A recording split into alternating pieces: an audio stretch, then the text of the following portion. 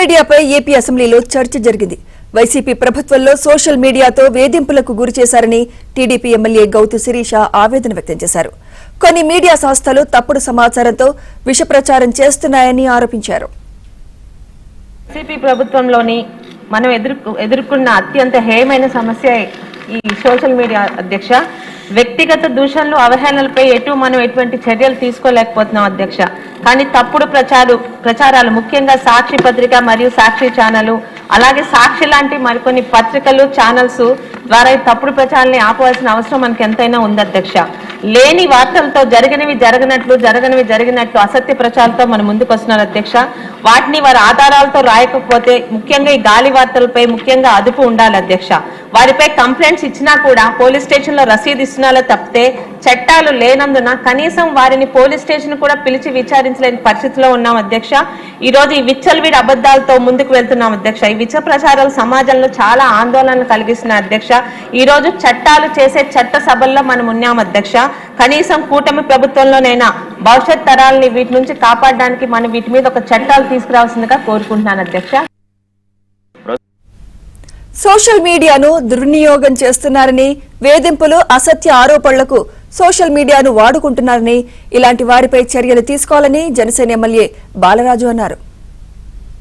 సమాజంలో అత్యంత కీలకం సోషల్ మీడియా అనే ఒక అద్భుతమైన వేదిక అధ్యక్ష. కానీ నేడు కొందరి చేతుల్లో అది ఆయుధంగా మారి సమాజానికి శాపంగా మారింది అధ్యక్ష. ప్రస్తుత కాలంలో సోషల్ మీడియా శక్తివంతమైన సాధనం. కానీ దురదృష్టవశాత్తు కొంతమంది దీన్ని కేవలం పైశాచిక ఆనందం కోసం లేదా ఇతరులను వేధించడం కోసం, అసత్య ఆరోపణలు చేయడం కోసం వాడుతున్నారు అధ్యక్ష. ఇది కేవలం ఒక పోస్ట్ కాదు అధ్యక్ష, ఒక వ్యక్తి గౌరవానికి భంగం కలుగుతుంది అధ్యక్ష. సమాజంలో చెలరేగుతున్న అంశం అధ్యక్ష ఇది. దీని ద్వారాగా ఈరోజు ప్రభుత్వం, అధికారులు, ప్రజాప్రతినిధులు, మరి ముఖ్యంగా మహిళల లక్ష్యంగా ఈ విష ప్రచారం సాగుతుంది అధ్యక్ష. వ్యవస్థీకృతమైన ముఠాలు కూడా వ్యక్తుల వ్యక్తిగత జీవితాలు, అసభ్యకరమైన అసత్యాలతో కూడిన పోస్టులు పెడుతున్నారు అధ్యక్ష. ఇలాంటి పైశాచికత్వాన్ని అరికట్టడానికి ప్రభుత్వం అత్యంత కఠినమైన చర్యలు తీసుకోవాల్సిన అవసరం ఆసన్నమైంది అధ్యక్ష. సోషల్ మీడియాను మంచి కంటే చెడు కోసమే ఎక్కువగా వాడుతున్నారని హోంమంత్రి అనిత అన్నారు. సభలోని చాలా మంది సోషల్ మీడియా బాధితులేనని తెలిపారు. సోషల్ మీడియా దుర్వినియోగంపై చర్యలు తీసుకుంటున్నామన్నారు.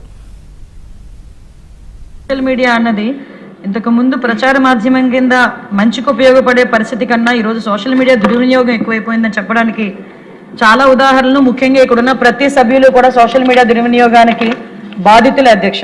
ఎందుకంటే ఇక్కడ సీఎంఆ పిఎంఆ అనేది సంబంధం లేదు, అంటే చిన్నపిల్లల పెద్దవాళ్ళ అనేది కూడా సంబంధం లేదు, ఆడమగ సంబంధం లేదు. వాళ్ళకి నోటికి వచ్చినట్టు వార్తలు ఇష్టానుసారంగా సోషల్ మీడియాలో రాయటం, అదేవిధంగా వ్యక్తిత్వ హననం చేయటం, అసత్య ప్రచారం చేయటం, అదేవిధంగా క్యారెక్టర్ అసోసియేషన్ చేయటం, ఇవన్నీ కూడా చాలా ఎక్కువగా జరుగుతున్న నేపథ్యంలో దీని తాలూకా అంటే ఇంపార్టెన్స్ ని బేస్ చేసుకుని గౌరవ ముఖ్యమంత్రి గారు కూడా దీని మీద ప్రత్యేకంగా ఒక చట్టాన్ని తీసుకురావాలనే ఉద్దేశంతోనే ఒక జీవోఎంను కూడా ఏర్పాటు చేయడం జరిగింది అధ్యక్ష. సుమారుగా 6 మంత్రులున్న ఒక జీవోఎం కూడా దీని మీద చాలా ఎక్కువగా దీని మీద మీటింగ్స్ కూడా కండక్ట్ చేయడం జరిగింది. 2 సార్లు మీటింగ్ కూడా కండక్ట్ చేయడం జరిగింది.